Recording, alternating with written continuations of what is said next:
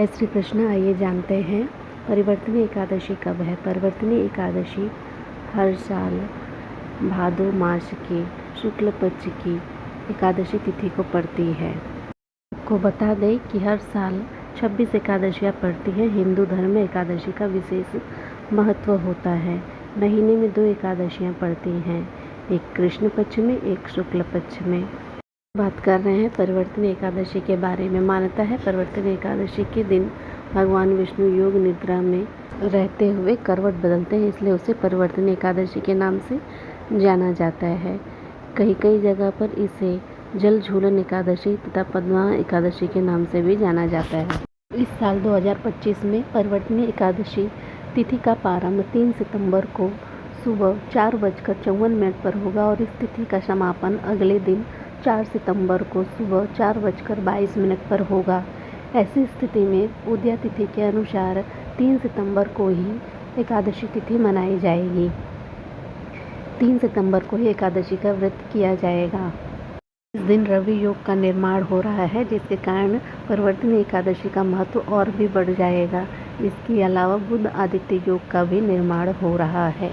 मान्यता है इस दिन भगवान विष्णु का व्रत करने से सभी पापों से मुक्ति मिलती है और सुख समृद्धि की प्राप्ति होती है। इस दिन भगवान विष्णु और माता लक्ष्मी की पूजा के साथ साथ उनके दशावतार में से एक अवतार वामन अवतार की भी पूजा की जाती है और तुलसी माता की भी पूजा की जाती है।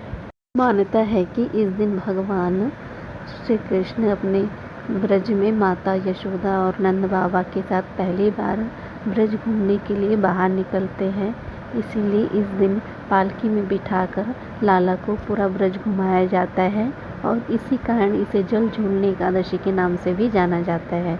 और ये भी मान्यता है कि भगवान योग निद्रा में रहते हुए इस दिन करवट बदलते हैं, इसलिए इसे परिवर्तनी एकादशी या पार्श्व एकादशी के नाम से भी जाना जाता है।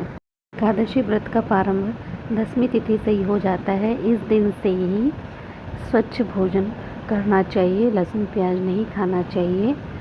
इसके बाद सुबह एकादशी के दिन ब्रह्म मुहूर्त में उठकर स्नान करने के बाद किसी पवित्र नदी या तालाब में स्नान करना चाहिए। यदि संभव ना हो तो अपने ही घर में बाल्टी के जल में गंगा जल मिलाकर या किसी पवित्र नदी या तालाब का जल मिलाकर स्नान कर ले।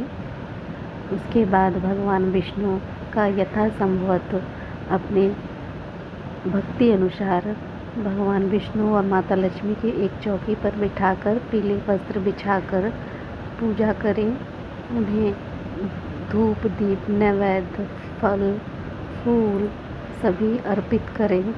के तत्पश्चात परिवर्तनी एकादशी की कथा कहें और सुनें। इसके बाद दिन भर फलाहार रहते हुए भगवान विष्णु का ध्यान करते हुए उनकी उपासना करते हुए अपने दिन को व्यतीत करें और रात्रि में भगवान विष्णु के नाम पर रात्रि जागरण करें तो अति उत्तम होता है। एकादशी तिथि का पारण भी विशेष महत्व रखता है। इस दिन विधि विधान से पारण करना चाहिए। इस बार एकादशी तिथि का पारण का समय 4 सितंबर को 10:19 के बाद है।